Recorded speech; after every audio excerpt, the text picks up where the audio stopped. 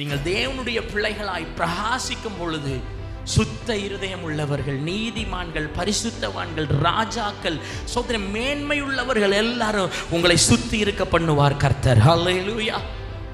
அப்போ நீங்கள் என்ன நினைக்கணும்னா, கர்த்தர் உங்களை ஆசீர்வதிக்கிறார், நீங்கள் பிரகாசிக்கிறீங்க, நீங்கள் சபையில் பிரகாசிக்கிறீங்க, நீங்கள் சபையில் சாட்சி உள்ள வாழ்க்கையை வாழுகிறீர்கள் என்கிறதற்காக நிறைய பேர் உங்களை சுற்றி வரும் பொழுது உங்க கன்சர்ன் மக்கள் பக்கம் போயிடக்கூடாது.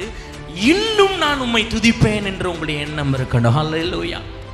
இன்னும் நான் பிரகாசிப்பேன், இன்னும் நான் கர்த்தரை நோக்கி பார்த்து கொண்டே இருப்பேன். ஏன்னா வர்றவங்க போயிருவாங்க, ஆனா உங்களுடைய வெளிச்சம் பிரகாசித்து கொண்டே இருக்க வேண்டும் என்றால் உங்களுடைய பிரகாசத்திற்கு காரணம் மனிதர்கள் அல்ல, கர்த்தரே என்கிற எண்ணம் உடையவர்களாக இருக்க வேண்டும். ஹல்லேலூயா. ஏன் பிரகாசிக்கிறீங்க?